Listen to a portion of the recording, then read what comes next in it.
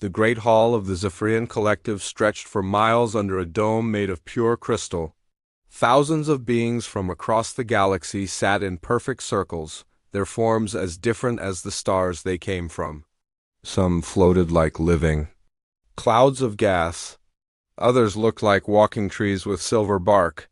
A few resembled giant insects with wings that shimmered like oil on water. Commander Vextal stood at the center of it all. His blue skin glowed softly in the dim light, and his 4 eyes moved slowly as he looked around the room. He had called this meeting to discuss the most dangerous worlds in their galaxy. This was something they did every 100 years to keep peace among all the civilized species. "We gather here today to review the restricted zones," Vextal said. His voice did not come from his mouth. Instead, it appeared directly in the minds of everyone present. This was how most advanced species talked now. They had moved beyond making sounds with their mouths long ago. A hologram appeared in the center of the room. It showed a small blue and green planet spinning slowly in space. The planet looked beautiful from far away, with white clouds swirling over blue oceans and brown continents. "This is Earth," Vextal continued, "home to the species called humans. It remains our highest-level restricted zone, Class 7. A ripple of unease moved through the crowd. Class 7 was the worst rating they gave to any world. It meant the beings living there were too dangerous to contact, too violent to trust, too primitive to understand civilized behavior. Counselor Thranks rose from her seat. She looked like a tall, thin tree with silver leaves that tinkled softly when she moved. "How long has Earth been under quarantine now?" she asked. 3,000. "Earth years," Vextal replied. "Our monitoring stations have watched them carefully all this time. The humans have not changed. They are still violent. They still make war on each other. They still destroy their own world." The hologram changed to show scenes from Earth's history, ancient humans with spears fighting each other, medieval knights in armor clashing with swords, soldiers in trenches, during what humans called World War mushroom clouds rising over cities during World War II. "Look at them," said General Krex of the Shard Empire. His voice sounded like grinding stone in their minds. His body was made of black crystal that reflected the light in sharp angles. "They kill their own kind for land, for resources, for ideas they disagree with. What civilized species does such things?" Many of the beings in the hall made sounds of agreement. Some clicked their tongues. Others hummed deep notes. The gas cloud beings changed color from blue to dark purple, which meant they were disturbed. "They have not learned to live in peace even among themselves," added Elder Zephy's of the Crystal Collective. Her voice was like wind chimes in their minds. "How could we ever trust them with the knowledge of other worlds? They would surely try to conquer us all." The hologram showed more recent images from Earth, cities covered in smog, forests being cut down, oceans filled with plastic waste, nuclear power plants and weapons testing sites. "They poison their own air and water," Vextal pointed out. "They make weapons that could destroy all life on their planet. Our scientists believe they will likely extinct themselves within the next few centuries. The problem will solve itself." "Ambassador." Quillen of the Harmony Union stood up. She looked mostly human, except her skin was pale green and she had no hair. "Perhaps we should try to help them," she suggested. "We could teach them peaceful ways, show them how to live without violence." The hall erupted in shocked mental voices. The idea of contacting humans directly was terrifying to most species. "Absolutely not," General Krex said firmly. "They would see our technology and immediately try to steal it. Then they would use it to make even more dangerous weapons. The quarantine must remain." "The General is right," agreed Counselor Thranks. "We have seen what happens when violent species gain advanced technology. The destructor wars of the old times taught us that lesson.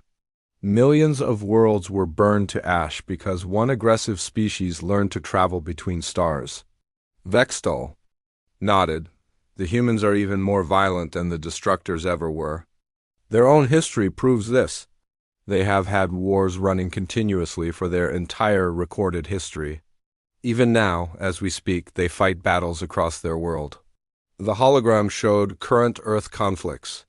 Soldiers with advanced rifles, shooting at each other, tanks rolling through ruined cities, fighter jets dropping bombs on targets below.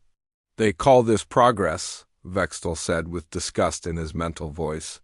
Their weapons become more deadly every year, but their hearts remain savage. They celebrate violence in their entertainment. They teach their children to fight. They worship beings they call warriors and soldiers. Elder Zephyr shook her crystal head sadly. It is tragic, really. They could have been so much more. Their planet is beautiful. Their bodies are capable. But their minds are stuck in primitive thinking. What about their space program? Asked Minister Volak of the neutral zones.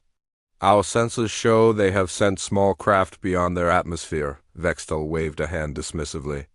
Crude chemical rockets that barely reach their own moon. They sent a few humans there decades ago and then stopped. Their space technology is thousands of years behind ours. Even their most advanced spacecraft are little more than metal tubes filled with explosives. The hologram showed human rockets launching from Earth. They look clumsy and dangerous compared to the elegant ships used by galactic civilizations. Alien technology used clean energy and moved silently through space. Human rockets burned chemical fuel and made tremendous noise and fire. They cannot even agree to work together on their space efforts, Vextel continued. Different human groups compete with each other instead of sharing knowledge.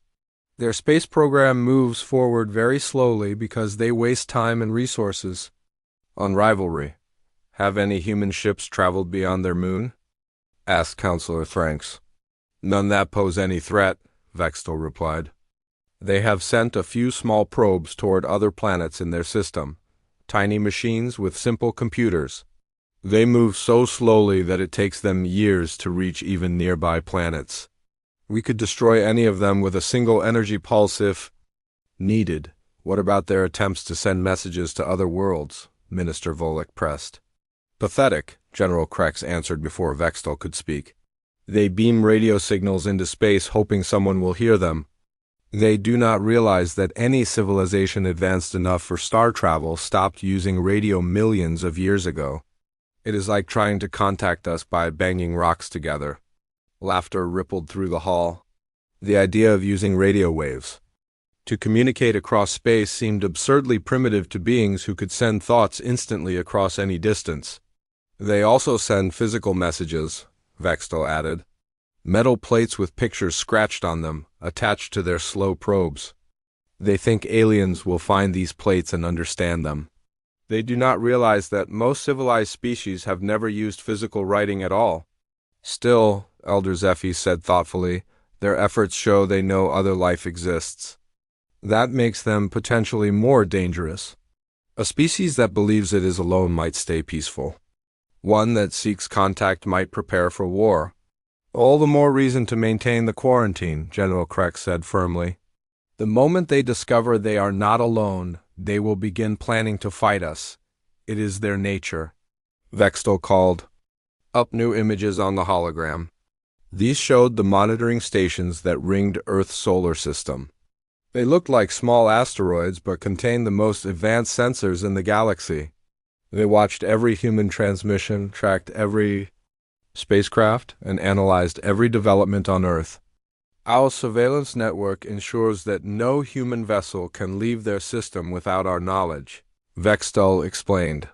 The stations are cloaked and positioned to look like natural space debris.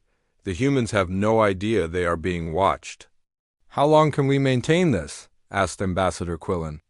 Surely they will advance their technology eventually. Our scientists predict it will take humans at least 1,000 years to develop interstellar travel at their current rate of progress, Vextel replied. And that assumes they do not destroy themselves first, which remains likely. What if they advance faster than expected? Minister Volek asked. Then we will take action, General Krex said coldly. A few asteroid impacts can be made to look natural. Their own history shows they believe such events happen regularly on their world. The thought of destroying Earth made many beings uncomfortable, but none spoke against it. They all knew that sometimes extreme measures were necessary to protect galactic civilization. The quarantine has worked perfectly for 3,000 years, Vextel said. The humans remain trapped on their world, unaware that they are being watched. They cannot threaten us as long as they cannot travel between stars. And what of their nuclear weapons? Asked Counselor Franks. Our sensors show they have enough to destroy their planet many times over. Another sign of their primitive thinking, Vextel replied. Civilized species moved beyond nuclear weapons millions of years ago. We use clean energy that builds instead of destroys. Only savages still rely on splitting atoms to create power. The hologram showed human nuclear power plants and weapon storage sites. The technology looked crude and dangerous to beings who had long ago learned to harness the power of stars safely. They even test these weapons, Elder Zephys said with horror. They explode them on their own world just to see how much destruction they can cause. What kind of species poisons its own home to test weapons? The kind that must remain quarantined, General Krex said firmly. Every year we watch them makes it clearer that contact would be a disaster. They would see our peaceful nature as weakness and try to exploit it. Are there any signs they might change? Ambassador Quillen asked hopefully. Perhaps develop peaceful tendencies? Vextel shook his head. None. If anything, they become more violent as their technology improves. Their weapons grow deadlier. Their wars spread wider. They show no sign of evolving beyond their savage nature. Then the matter is settled, said General Krex. Earth remains Class 7 restricted. The quarantine continues. No ship approaches their system without Council approval. Agreed, said Counselor Franks. The humans are dangerous primitives who must be contained for the safety of all civilized species. One by one, the other representatives voiced their agreement. The vote was unanimous. Earth would remain isolated, its violent inhabitants trapped on their dying world. As the meeting ended, beings began to leave the Great Hall. They felt secure knowing that the savage humans were safely contained light years away. The quarantine beacons would continue to warn all ships away from the dangerous system. None of them noticed the small blip on their sensors as an ancient human probe drifted past the outer edge of their monitoring network. The probe was tiny and primitive, powered by a simple nuclear battery that had somehow kept working for decades. It was so crude that the alien sensors dismissed it as space debris. But deep inside the probe's simple computer, data was being recorded. Pictures of the monitoring stations, energy readings from the cloaked alien technology, radio signals that revealed the location of the hidden bases. And all of this information was being transmitted back toward Earth on frequencies so old and basic that no advanced civilization bothered to monitor them anymore. The probe continued its journey into the darkness between stars, carrying secrets. That would change everything. Behind it, the aliens congratulated themselves on keeping the dangerous humans safely contained. They had no idea that their perfect quarantine had just begun to fail. 50 years had passed since the last Galactic Council meeting about Earth. The alien monitoring stations continued their silent watch over the human system. Most species had forgotten about the primitive world and its violent inhabitants.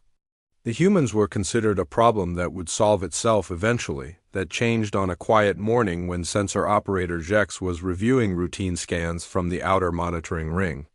Jex belonged to the Serenity Union, a peaceful species that looked like tall, blue-skinned humanoids with large, dark eyes. His job was boring. For 30 years he had watched the same empty space around Earth's system and seen nothing unusual. Today was different. His instruments showed something, and that should have been impossible. A large object was moving through space beyond the human system. It was traveling too fast to be natural debris, but too slow to be advanced technology. The energy signature was all wrong for any known alien ship. Jex checked his instruments 3 times. The readings stayed the same. Something was out there that did not belong. Supervisor Kella, he called to his superior. I need you to see this. Supervisor Kella floated over to Jex's station. She moved like all Serenity Union members did, with grace and calm purpose. Her large eyes examined the data on the screens. "What am I looking at?" she asked. "Unknown vessel, approximately 12 light hours beyond the human quarantine zone," Jex replied. "Energy signature suggests chemical propulsion. Crude fusion reactor, metal construction." Kella's eyes widened. "Those or human technologies. But humans were not supposed to be capable of interstellar travel. Their quarantine had been perfect for 3,000 years. "Are you certain this is not a false reading?" she asked. "I have triple-checked everything," Jex said. "There is definitely something out there. And based on the technology signatures, it came from Earth." Kella immediately sent an emergency alert to the Galactic Council. Within hours, representatives from major species were connected through quantum communication links. The news sent shockwaves through civilized space. Commander Vextal appeared as a hologram in the emergency session. His blue skin had turned a darker shade, which indicated stress among his people. "This cannot be possible," he said. "Our monitoring shows that human space technology has barely advanced in 50 years. Their most recent launches were simple satellites and supply missions to their space station." "The data is confirmed," reported General Krex, his crystal body. Reflected light in angry red patterns. "A human vessel has somehow reached the Proxima Centauri system. It appears to be in orbit around the second planet." "How did they develop interstellar travel so quickly?" asked Elder Zephes. Her wind chime voice carried notes of confusion and fear. "They did not," said Dr. Melix of the Science Collective. She was a floating blob of green gel that pulsed when she spoke. "Analysis of the vessel suggests it is using conventional fusion propulsion. The journey to Proxima Centauri would have taken them approximately 40 years. The implications hit everyone at once. The humans had not suddenly developed advanced technology. They had been planning this journey for decades. They had built and launched an interstellar ship while the aliens thought they were still playing with chemical rockets. "How did our monitoring stations miss a launch of this magnitude?" demanded General Krex. Commander Vextal's skin turned even darker. "We were watching for advanced technology. Energy signatures that matched known interstellar drives. The humans used such primitive methods that our sensors classified their ship as a large asteroid when it launched. They disguised their intentions," added Dr. Melix. "Intelligence analysis suggests they launched the vessel using a trajectory that looked like a failed satellite deployment. It appeared to be space junk that had been accidentally thrown out of their system." Ambassador Quillen spoke up from her seat. "Perhaps this is an opportunity for peaceful contact. One ship with a small crew hardly represents a military threat." General Krex's crystal body flashed bright red. "Any human presence beyond their system is a threat. We must act immediately to contain this situation." "I agree," said Commander Vextal. "We should send a diplomatic vessel to intercept them. Make it clear that they must return to Earth immediately and never attempt interstellar travel again." "And if they refuse?" asked Councilor Franks. "Then we will have to take stronger measures," General Krex replied coldly. The Council quickly agreed to send a diplomatic mission to the Proxima Centauri system. The Serenity Union volunteered to lead the effort. As they were known for their peaceful nature and skill with difficult negotiations, Captain Yanala of the Serenity Union was chosen to command the mission. She was an experienced diplomat who had successfully resolved dozens of conflicts between species. Her ship, the Peaceful Dawn, was equipped with the most advanced communication technology in the galaxy. "Remember," Commander Vextal told her, before she departed, "these humans are primitive and violent. Do not let their crude appearance fool you into thinking they are harmless. Maintain safe distance and make your message clear. They must return to Earth immediately." Captain Yanala nodded. She had studied human psychology and history.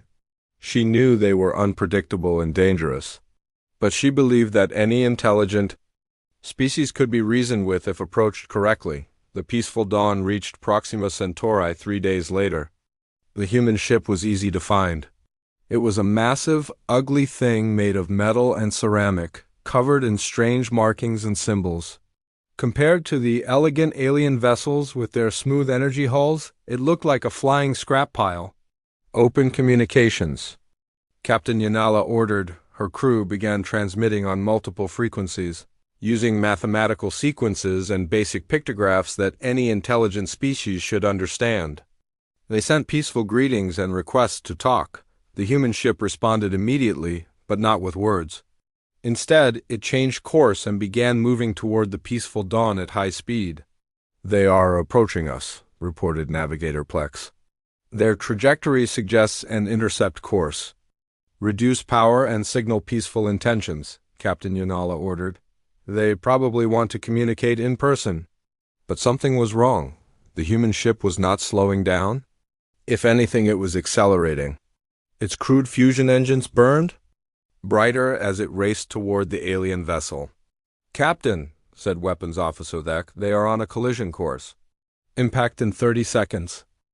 "That cannot be right," Captain Yanala said. "No intelligent species would ram another ship during first contact. It must be a navigation error. 20 seconds to impact," Thek reported. "Should I raise defensive shields?" Captain Yanala hesitated. Raising shields during a diplomatic mission would send the wrong message. It would look aggressive and hostile. These humans were primitive, but surely they understood basic physics. Ramming two ships together would destroy both vessels. 10 seconds, Thek said urgently. "They will change course?" Captain Yanala said. "They must change course?" But the human ship did not change course. The New Horizons slammed into the peaceful dawn at tremendous speed. Both ships exploded in a ball of fire and twisted metal. The collision released enough energy to light up the entire Proxima Centauri system. Emergency beacons from both ships sent automatic distress signals across the galaxy. Within hours, every major species knew what had happened. The humans had committed the unthinkable act of ramming a diplomatic vessel during first contact. But the most shocking part came in the final transmission from the human ship. Just before impact, Captain Sarah Chun had broadcast a message back toward Earth on an old radio frequency. The message was short and simple. "They are out here. Prepare for war." The alien civilizations were horrified. They had expected primitive behavior from humans, but nothing like this. No civilized species had deliberately destroyed their own ship in thousands of years. The idea of suicide attacks was completely foreign to their peaceful minds. Emergency council sessions were called immediately. Representatives from across the galaxy gathered to discuss this unprecedented crisis. "They killed themselves just to destroy our ship," said Elder Zephes, her Wenchime voice trembling with shock. "What kind of species does such a thing?" "Monsters," replied General Krex. "I told you they were too dangerous to contact. Now we have proof." "But why?" asked Ambassador Quillen. Captain Yanala was trying to communicate peacefully. The humans had nothing to gain by attacking her. Dr. Melix pulsed with angry colors. "Analysis of their final transmission suggests this was planned. They came to Proxima Centauri specifically to make contact with us. The entire mission was designed to provoke a response." "You mean they wanted us to find them?" asked Counselor Thranks. "Worse," Commander Vextal said grimly. "They wanted to send a message. That message was not just a warning to Earth, it was a declaration of war against us." The room fell silent as the implications sank in. The humans had not stumbled into interstellar space by accident. They had been planning this for decades. They had sent a ship knowing it would be detected, knowing it would bring alien contact, and knowing it would end in destruction. "The question now," said General Krex, "is what we do about it." "We must take action immediately," Commander Vextal declared. "The humans have shown their true nature. They are even more dangerous than we thought." "What kind of action?" asked Ambassador Quillen nervously. "Military action," General Krex said firmly. "We cannot allow this aggression to go unanswered. Every species in the galaxy will be watching to see how we respond." "But they are still trapped on their own world," protested Elder Zephes. 1. Ship reaching Proxima Centauri does not make them a galactic threat. That one ship just killed a diplomatic crew and declared war on us, General Krex pointed out. How many more ships do you think they have built in secret? Dr. Melix brought up new intelligence data on the holographic display. Our deep analysis of their transmissions suggests they have been preparing for interstellar conflict for at least 50 years. The ship that reached Proxima was likely just the first of many. They have been planning this since before our last council meeting about them, Commander Vexto realized. While we thought they were primitive and contained, they were secretly building an interstellar fleet.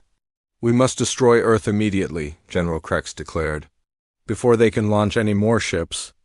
That would make us no better than them, Ambassador Quillen protested.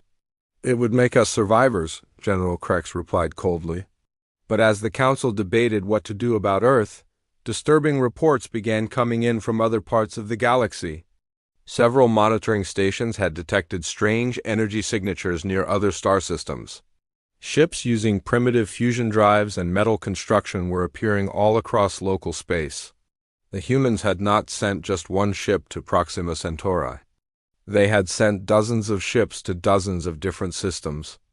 And all of them carried the same message that Captain Chun had broadcast. The war the humans had declared was already beginning. The quarantine that had protected galactic civilization for 3,000 years was broken. The dangerous primitives were no longer contained on their poisoned world. They were spreading across the stars, carrying their violence and aggression with them, and worst of all, they seemed to want a fight. The age of galactic peace was ending, and the humans were just getting started. 6 months after the Proxima Centauri incident, the galaxy was no longer peaceful. Reports flooded in from across civilized space about human ships appearing in distant systems. Each sighting brought more confusion and fear to the alien councils. The humans were not behaving like any species the galaxy had ever encountered. Their ships did not follow standard designs or logical patterns. Instead of sleek, energy-based vessels like civilized races used, human ships looked like floating junkyards held together with metal plates and desperate engineering. Admiral Marcus Torres stood on the bridge of the Terra's Wrath, watching enemy ships approach through the main view screen. The alien fleet was beautiful in its own way. Smooth white hulls that seemed to glow with internal light. No visible weapons or engines. They moved through space like graceful dancers, silent and elegant. How many ships are we looking at? Torres asked his tactical officer. 12 vessels, sir, replied Lieutenant Commander Sarah Kozlov. Energy signatures suggest they belong to the ethereal conclave, standard diplomatic formation. Torres smiled grimly. The aliens still thought this was about diplomacy. They had sent a police force to deal with what they saw as a minor problem. They expected the humans to see their advanced technology and surrender immediately. They were about to learn how wrong they were. All ships, this is Admiral Torres, he spoke into his communication device. Remember, these aliens have shields that can stop energy weapons. But they have never faced kinetic projectiles before. Hit them hard and hit them fast. The human fleet was a strange sight. 23 ships of different sizes and shapes, all of them looking like they had been built in someone's garage. Some were converted mining vessels with massive drill platforms turned into weapons. Others were cargo haulers with missile pods welded to their hulls. The largest ship was an old colony transport that had been stripped down and covered in armor. Plating incoming transmission from the alien fleet, reported Communications Officer Park. Put it through, Torres ordered. A holographic image appeared on the bridge. It showed a tall, thin alien with silver skin and large eyes that glowed blue. When it spoke, the words appeared directly in the minds of the human crew. I am Fleet Commander Xylos of the Ethereal Conclave, the alien said. You are in violation of galactic law by operating armed vessels outside your designated system. You will power down your weapons and prepare to be escorted back to Earth. Torres looked at the alien's image and laughed. This is Admiral Torres of the Terran Defense Force. You want us to power down? Come and make us? The alien's glowing eyes dimmed with confusion. You do not understand. We are offering you one chance to surrender peacefully. Our technology is far superior to yours. Resistance will only lead to your destruction. Maybe, Torres replied, but you're going to have to work for it. He cut the transmission and turned to his crew. All ships begin attack pattern Delta. Target their largest vessel first. The alien commander was shocked by the human response. In 3,000 years of galactic peace, no species had ever refused. A direct order from the ethereal conclave. Their technology was so advanced that most conflicts ended the moment they arrived. Scan their vessels, Fleet Commander Zelos ordered. What weapons are they carrying? Unknown technology, his science officer replied. We detect chemical explosives, kinetic projectiles, and some kind of nuclear devices. Very primitive compared to our energy weapons. Chemical explosives? Xylos said with disbelief. Do they plan to throw rocks at us? But his confidence faded when the humans began their attack. The first human ship, a converted asteroid miner called Iron Mountain, fired its main weapon. Instead of an energy beam, it launched a solid projectile the size of a small building. The chunk of metal and rock moved so fast it was almost impossible to track. The projectile slammed into the lead.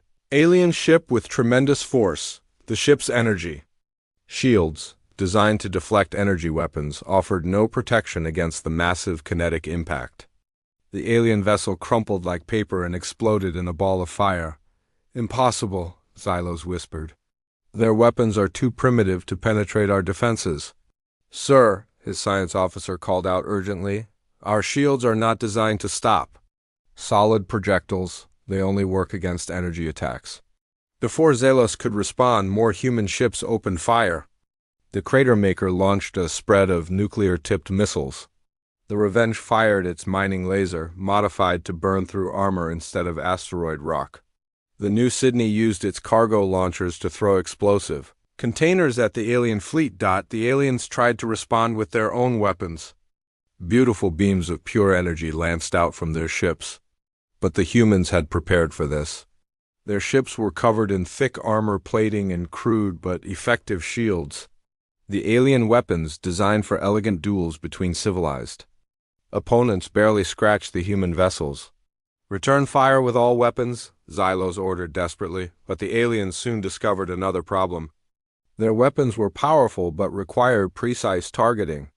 The human ships moved in chaotic patterns that made no tactical sense. They zigzagged through space, rolled and spun randomly, and changed direction without warning. I cannot get a target. Lock, reported the weapons officer. Their movement patterns are completely unpredictable. They are flying like madmen, Xylos said. Do they have no sense of proper formation? The truth was that the humans were flying exactly like they had been trained to fly. Every human pilot had learned to expect enemy fire and avoid it at all costs. They had grown up playing computer games and watching movies about space combat. They knew that staying in formation just made you an easier target, but the worst shock came when the human ship kamikaze suddenly changed course and headed straight for the alien flagship. The ship's engines burned at maximum power as it accelerated toward Xylos's vessel. They are on a collision course, his navigator reported. Impact in 30 seconds. Signal them to change course, Xylos ordered. 20 seconds, the navigator said. Fire all weapons at that ship, Xylos commanded. Energy beams struck the kamikaze again and again. Parts of its hull melted and armor plating fell away. But the ship kept coming.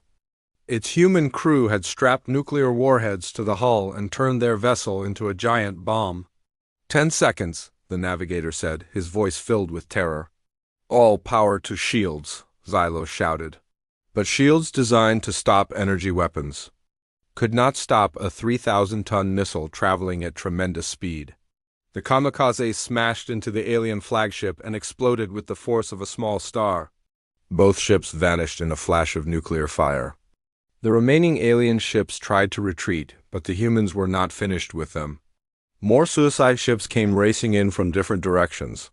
Human pilots screamed battle cries over their radio channels as they drove their vessels into Enemy hulls. They are all insane, gasped the captain of the alien ship Serene Light. They keep ramming us with their own ships. How do we fight an enemy that wants to die? Asked another alien commander. The answer was that they could not. The ethereal conclave had evolved beyond physical violence millions of years ago. Their ships had no armor because they never expected to be rammed. Their weapons were designed for clean, precise combat between civilized opponents. The humans fought like wild animals. They used every dirty trick they could think of. Some ships pretended to be damaged and then exploded when the aliens came close. Others hid behind asteroids and ambushed alien vessels. A few even fired their weapons while pretending to surrender. Within 2 hours, the entire alien fleet was destroyed. Not a single human ship had surrendered or tried to escape. They had fought until every enemy vessel was burning wreckage floating in space. Admiral Torres broadcast a message to the galaxy from the bridge of his damaged but victorious ship. "This is Admiral Marcus Torres of the Terran Defense Force," he said. "Today you learned something important about humans.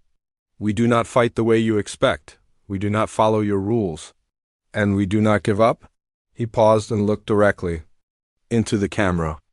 "You have been watching us for thousands of years. You think you know what we are capable of. You are wrong. You have only seen us fight each other with primitive weapons on one small world. Now you get to see what happens when we fight you." The message was transmitted across the galaxy on every frequency the humans could access. It reached the home worlds of dozens of alien species. Most of them had never heard a direct threat from another intelligent race. But the message was more than just words. Along with Torres's speech, the humans transmitted detailed footage of the battle. Every alien government could see exactly how their advanced ships had been destroyed by primitive human weapons. The footage showed human tactics that no civilized species had seen in millions of years: ramming attacks, suicide strikes, ships that exploded rather than surrender, warriors who laughed as they died as long as they took enemies with them. More disturbing were the human weapons themselves. The aliens realized that humans had not developed new technology for space combat. Instead, they had taken existing tools and turned them into weapons of war. Mining ships became kinetic bombardment platforms, cargo haulers became missile carriers, colony transports became troop ships and mobile bases. Even simple construction equipment had been converted into instruments of destruction. They weaponized everything, Dr. Melix reported to the emergency Galactic Council session. "Our intelligence suggests they have turned their entire industrial base into a war machine. Every factory, every shipyard, every mining operation is now producing military equipment. How is that possible?" asked Counselor Thranks. "It would take decades to convert civilian infrastructure for military use."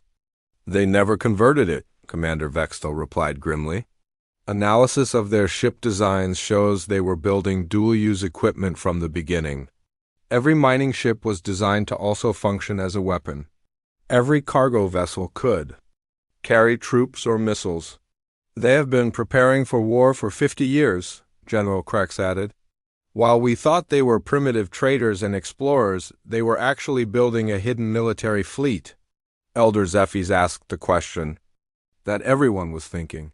"How many ships do they have?" Dr. Melix's gel body turned dark purple with fear. "Conservative estimates suggest at least 500 combat-capable vessels, but that number could be much higher. Their shipbuilding techniques are crude but extremely fast." 500 ships? Ambassador Quillen gasped. "That is larger than most species' entire space navies. And every single ship is crewed by beings who are willing to die in battle," General Krex pointed out. "They do not retreat. They do not surrender. They fight until they win or until they are dead." The galactic representatives sat in stunned silence. For the first time in 3,000 years, they faced an enemy that could not be reasoned with, could not be intimidated, and could not be defeated through superior technology alone. The humans had brought something into the galaxy that had been extinct for millions of years. They had brought war back to civilized space, and they were very, very good at it. Worse still, intelligence reports were coming in from across the galaxy about something even more troubling.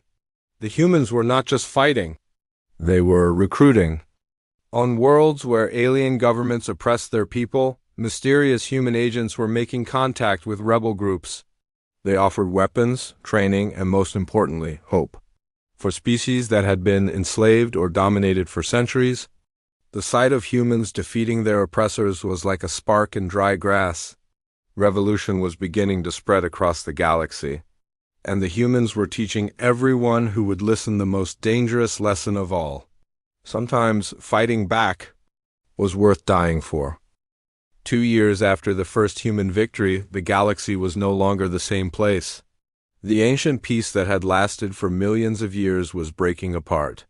Some alien species wanted to fight the humans. Others wanted to negotiate with them. A few even wanted to join them. Dr. Elena Vasquez stood in her laboratory aboard the human research station Discovery.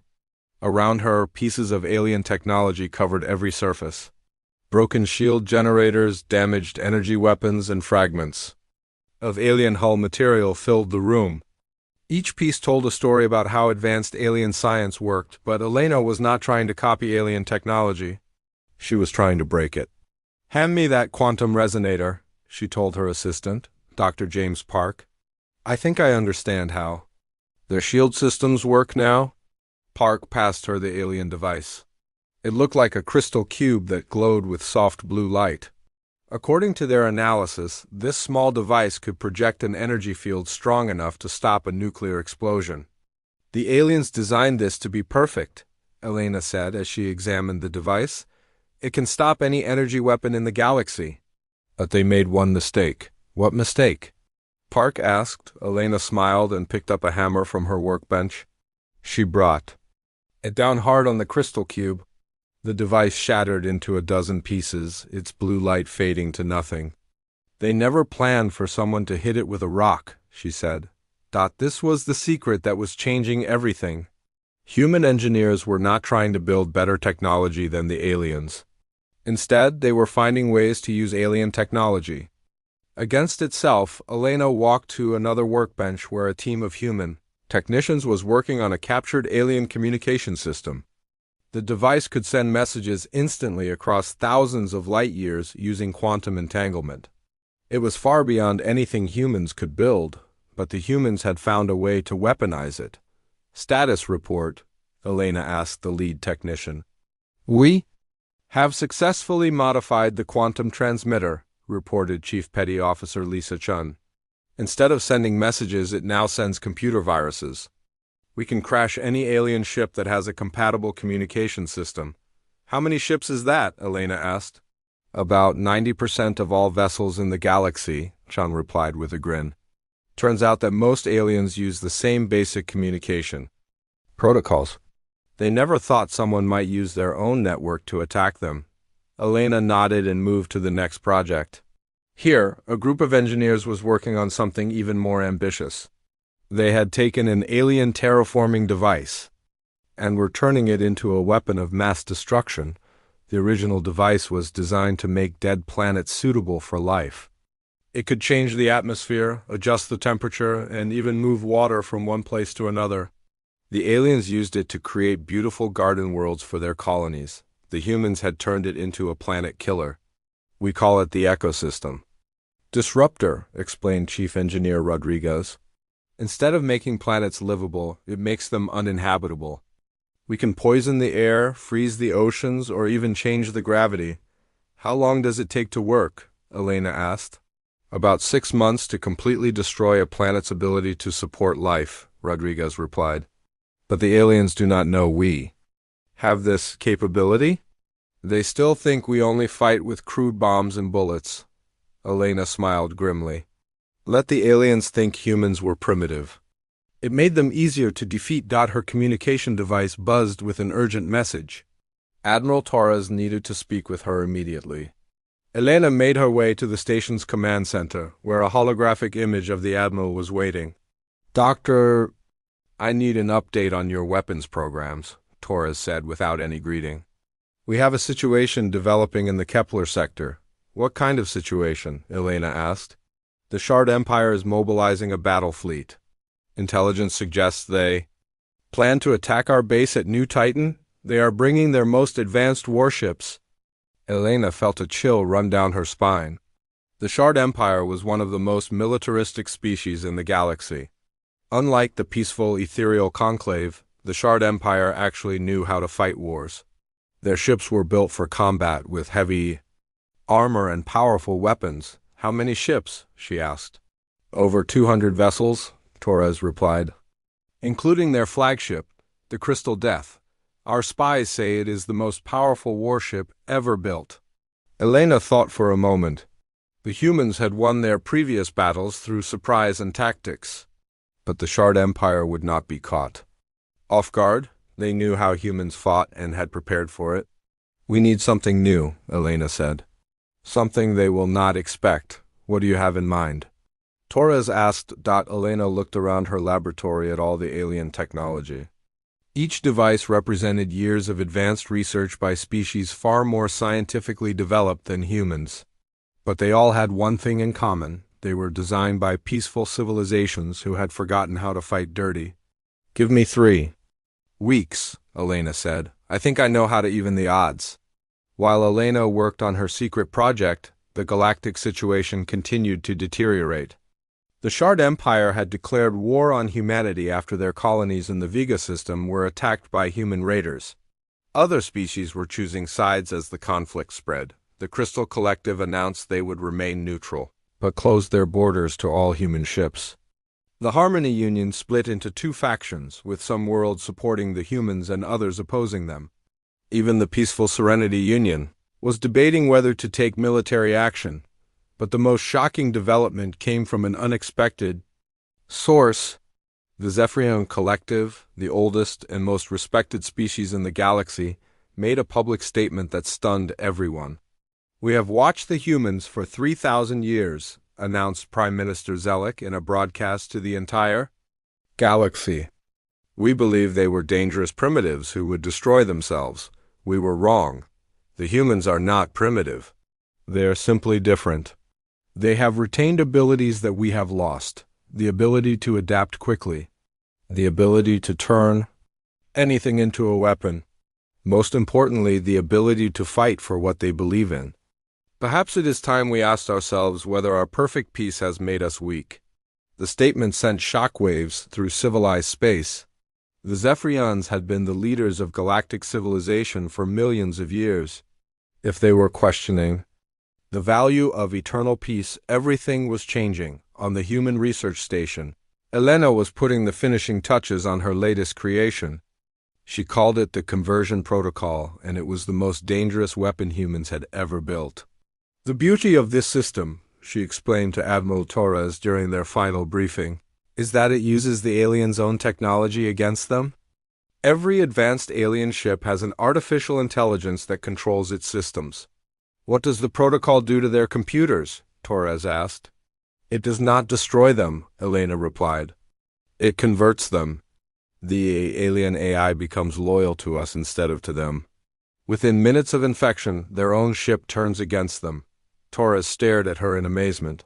You mean we can take control of enemy vessels during battle?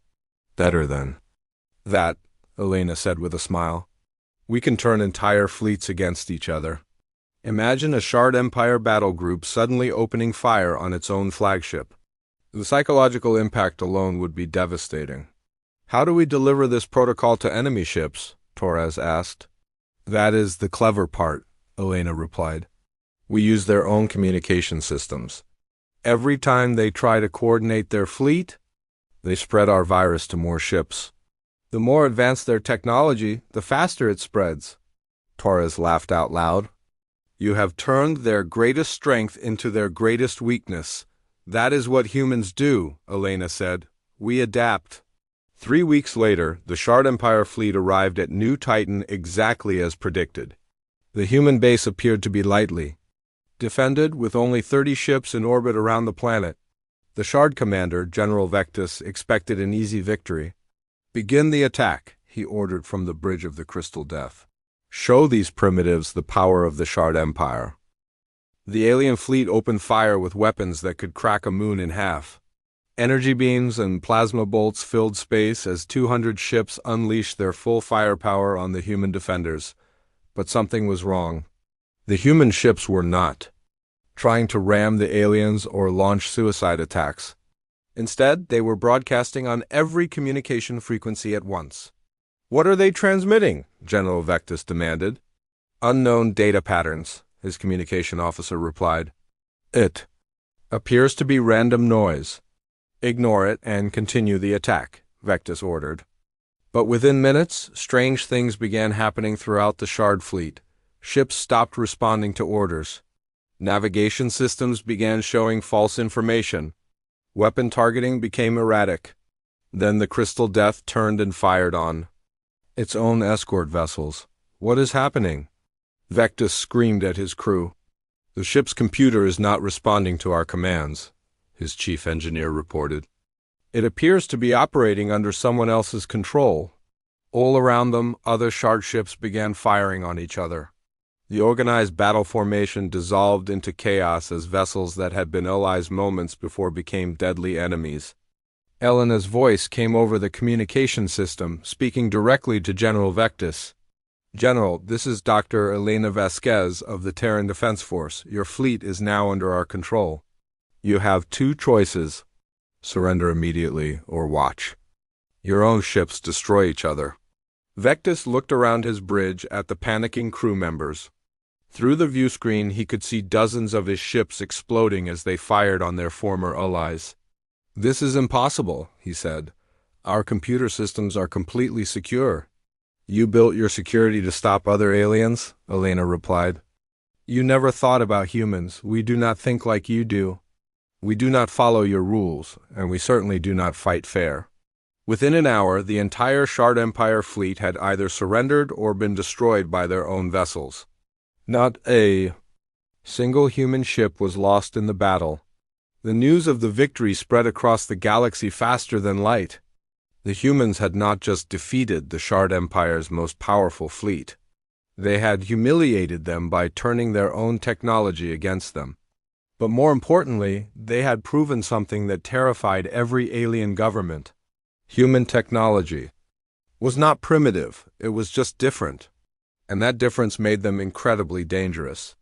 Species that had ruled the galaxy for millions of years suddenly realized they were facing an enemy they did not understand.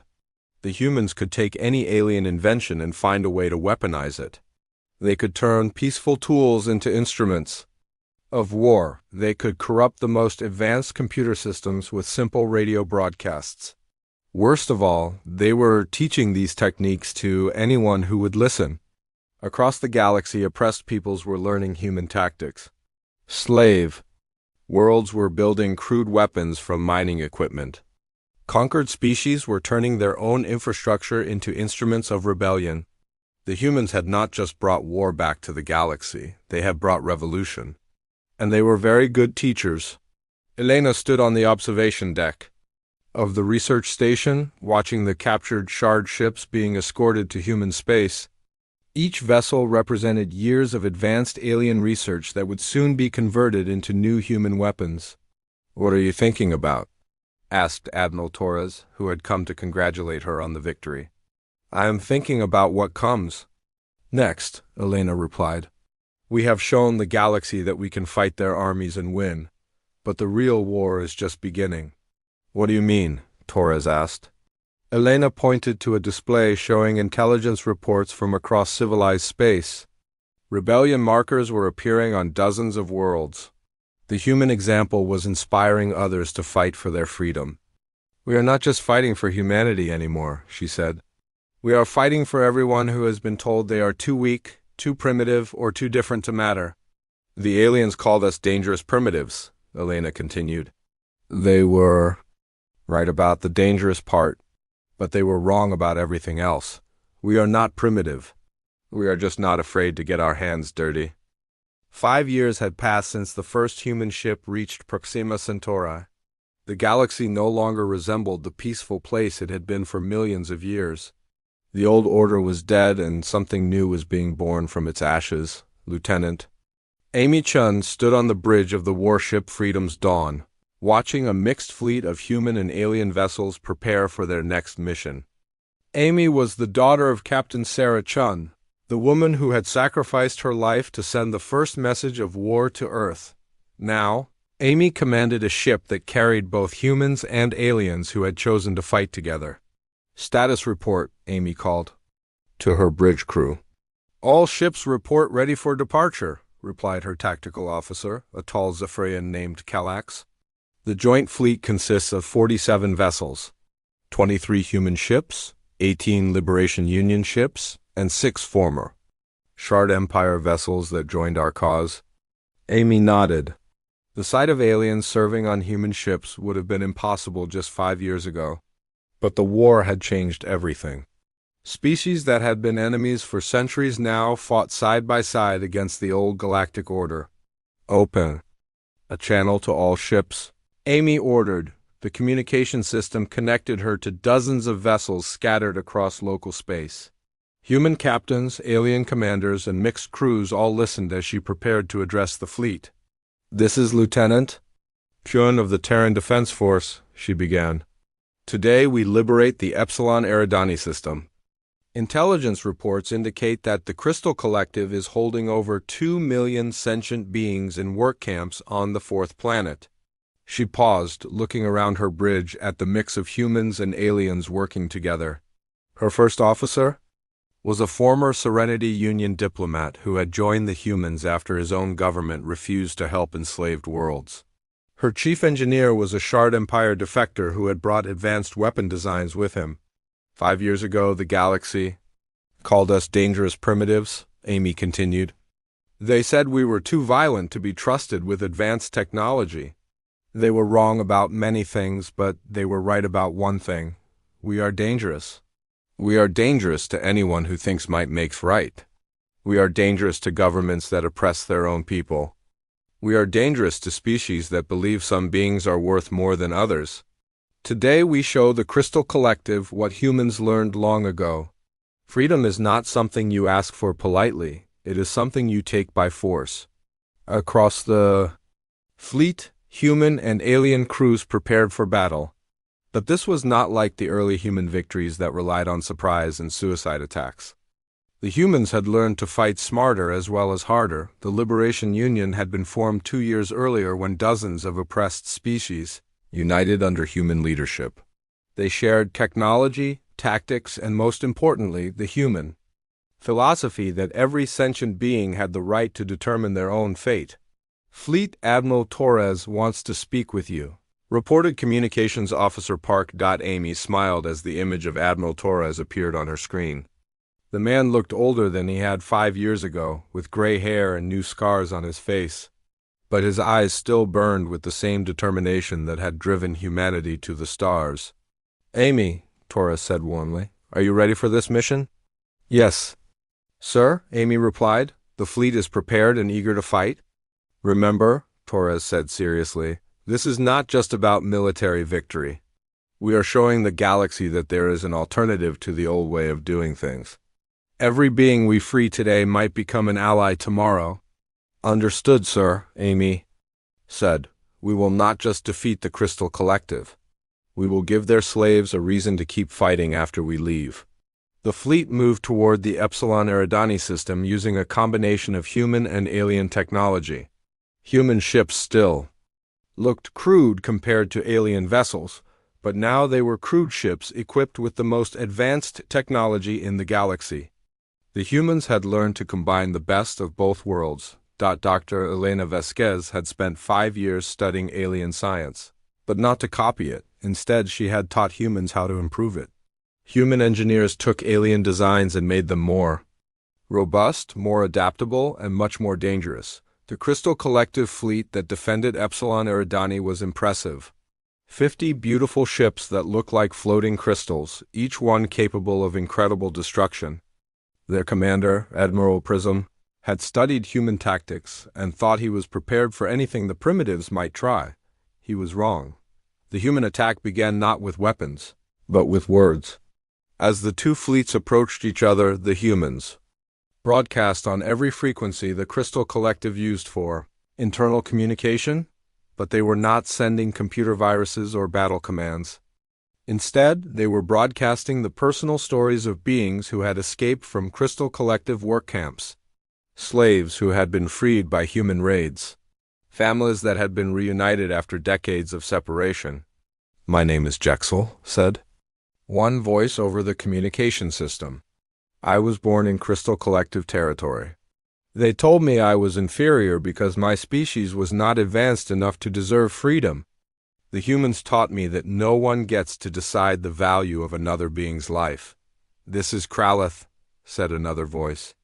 "I served the Crystal Collective for 40 years because I thought their way was the only way.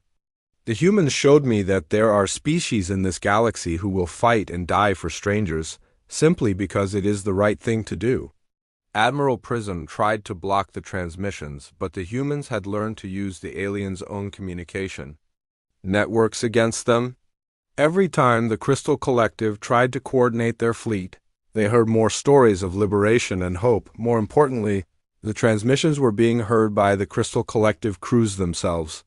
For the first time, many of them were learning what their government really did to conquered worlds. "Sir," reported Prism's communication officer, "we are receiving surrender requests from 3 of our own ships. Their crews are refusing to fight." "That is impossible," Prism said. "Crystal Collective citizens are completely loyal." "Not anymore," Amy Chen's voice came over the communication system. "Admiral Prism, your own people are learning the truth about your empire. They do not want to fight for a government that enslaves millions of innocent beings. You are primitive." "Terrorists?" Prism replied angrily. "You understand nothing about civilized order." "Maybe not," Amy said. "But we understand something you forgot. Sometimes civilized order is just a pretty name for organized cruelty." The battle that followed was unlike any the galaxy had ever seen. It was not humans fighting aliens, but 2 different philosophies of civilization clashing in space. The Crystal Collective fought to maintain order, using precise formations and advanced tactics. They expected their enemies to behave predictably, so they could counter every move. The Liberation Union fought to spread chaos, using mixed tactics that combined human aggression with alien technology. They did not try to maintain formations or follow standard military doctrine. Instead, they adapted constantly to whatever situation they faced. Human ships worked together with alien vessels in ways that should have been impossible. A former Shard Empire cruiser would provide heavy firepower while human fighters swarmed around it like angry insects. Serenity Union ships used their diplomatic skills to convince enemy crews to defect in the middle of battle. Most effective of all were the mixed crews. Humans provided the aggressive tactics and willingness to take risks. Aliens provided advanced technology and knowledge of enemy weaknesses. Together, they created something entirely new. "Target their command ship," Amy ordered her weapons officer. "But do not try to destroy it. We want to capture Admiral Prism alive." "Why?" asked Kallax, her Zephyrian first officer. "Because he needs to see what we have built here," Amy replied. "He needs to understand that the old galaxy is not coming back." The Freedom's dawn closed in on the Crystal Collective flagship. Instead of using kinetic weapons or explosives, Amy's crew used Dr. Vasquez's latest invention. It was a device that could temporarily disable alien technology without causing permanent damage. The enemy ship suddenly lost power to its weapons and engines. Its beautiful crystal hull went dark as all systems shut down. Within minutes, human boarding parties were cutting through the hull to reach the crew inside. But this was not the brutal boarding action that aliens expected from humans. The Liberation Union had strict rules about the treatment of prisoners and civilian populations. They fought hard, but they also fought with honor. Admiral Prism was brought to the bridge of the Freedom's Dawn as a prisoner. He expected to be executed or tortured, as his own forces often did to captured enemies. Instead, he found himself standing next to aliens who had once served his own empire. "I do not understand," Prism said, looking around the bridge. "These, Beings served the Crystal Collective loyally for decades. Why would they betray their own government? They did not betray their government, Amy replied. Their government betrayed them. It told them they were fighting for peace and order. But really, they were fighting to keep millions of beings in slavery. She gestured to her mixed crew. Look around, Admiral. Humans, Zephyrians, former Shard Empire soldiers, ex-Crystal Collective citizens. We come from different worlds, different cultures, different species, but we all believe in the same thing. What is that? Prism asked. That every sentient being has the right to be free, Amy said simply. Your empire is built on the idea that some species are more valuable than others. Our alliance is built on the idea that all species have value. You will never defeat the established order, Prism said.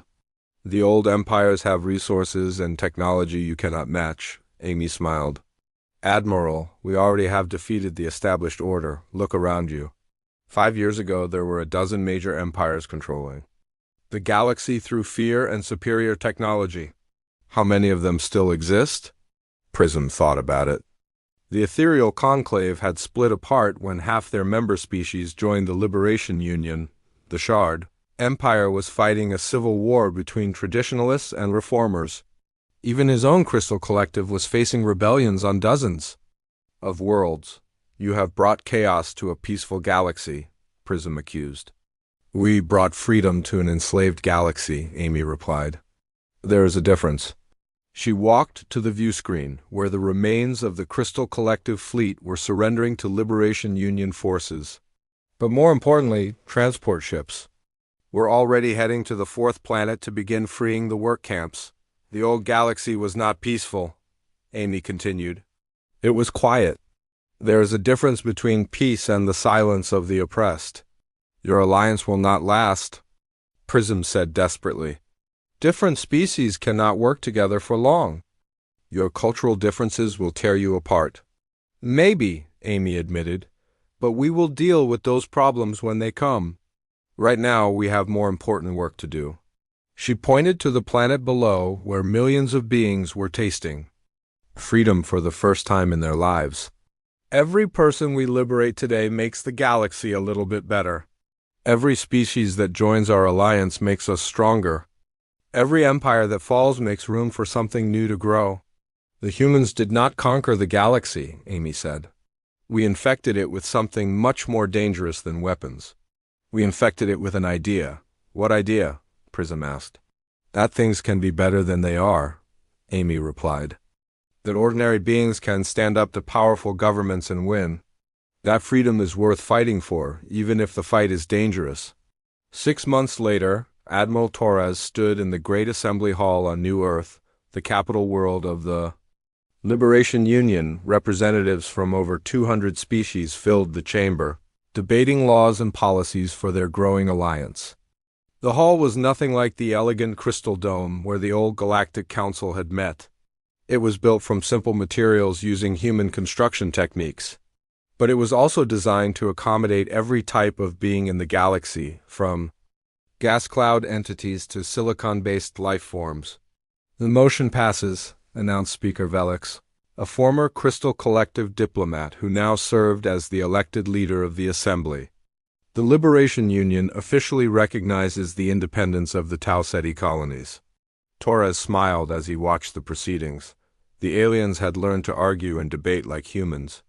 They interrupted each other, disagreed loudly, and sometimes even shouted. It was messy and chaotic compared to the old Galactic Council. But it was also alive. Dr. Elena Vasquez approached Torres during a break in the session. She looked tired but satisfied. Her research teams were now working with scientists from dozens of species to develop new technologies for peaceful purposes. How do you think we are doing? She asked Torres. Better than I expected, Torres replied honestly. 5 years ago, I thought we would be lucky to survive contact with alien civilization. I never imagined we would help rebuild it. The other species are learning fast, Elena observed. They are developing their own versions of human tactics and philosophy. Some of them are becoming better at revolution than we are. Torres laughed. Good, that means we taught them well. Do you think the old empires will try to take back control? Elena asked. Some of them will try, Torres said. But they cannot put the idea back in the bottle. Too many beings have seen that there is an alternative to the old way of doing things. He pointed to the assembly hall, where representatives were arguing about trade regulations. Look at them. 6 months ago, half these species had never been allowed to make their own decisions. Now they are writing laws and forming governments. The galaxy will never be the same, Elena said. No, Torres agreed. It will never be the same. And that is exactly what we wanted. Amy Chun walked into the hall, still wearing her military uniform. She had been promoted to admiral and now commanded the entire Liberation Union fleet. But she still looked like the young pilot who had grown up hearing stories about her mother's sacrifice. The latest reports from the frontier, she said, handing Torres a datapad. 17 more worlds have declared independence from the old empires this month. They are requesting membership in the Liberation Union. Any military resistance? Torres asked. Some, Amy replied. But most of the old empire fleets are dealing with their own internal problems. Turns out that when you teach people they have rights, they start demanding them. Torres looked around the assembly hall one more time. The galaxy was messier now than it had been before humans arrived. There were more conflicts, more disagreements, more chaos.